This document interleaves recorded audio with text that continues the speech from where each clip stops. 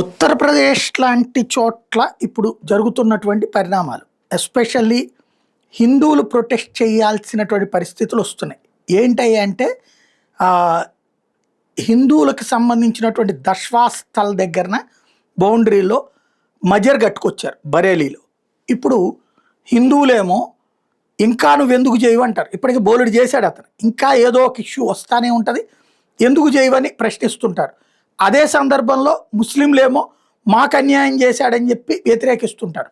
రాబోయేటటువంటి రోజుల్లో ఇంకా ఇంకా పరిణామాలు చాలా భారతయ్యి. కావాలని క్రియేట్ చేసేటటువంటి వాళ్ళు పెద్ద ఎత్తునే ఉంటారు, ఇబ్బంది పెట్టాలనుకునే వాళ్ళు పెడతా ఉంటుంటారు. వాళ్ళకు అనుగుణంగా అంటే ఎలక్షన్స్ దగ్గరికి వస్తుంది, 2027లో జరగబోయే ఎన్నికలు ఉత్తరప్రదేశ్. ఈ లోపుగా ఇరికిచ్చడానికి చాలా ప్రయత్నాలు జరిగితే వదిలిపెట్టే ఉద్దేశం ఉండదు, వెంటాడేటటువంటి ఉద్దేశం ఉంటుంది. వాటికి సంబంధించినటువంటి ప్రాబ్లమ్స్ని క్రియేట్ చేసే వాళ్ళకి అండగా నిలబడేటటువంటి వాళ్ళు కూడా ఉంటారు. చాలా ప్రమాదకరమైన పరిస్థితిని ఫేస్ చేయబోతున్నాడు.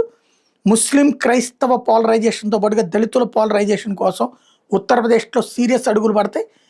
అంతర్జాతీయ సపోర్ట్ కూడా దొరుకుతుంది వీళ్ళకి.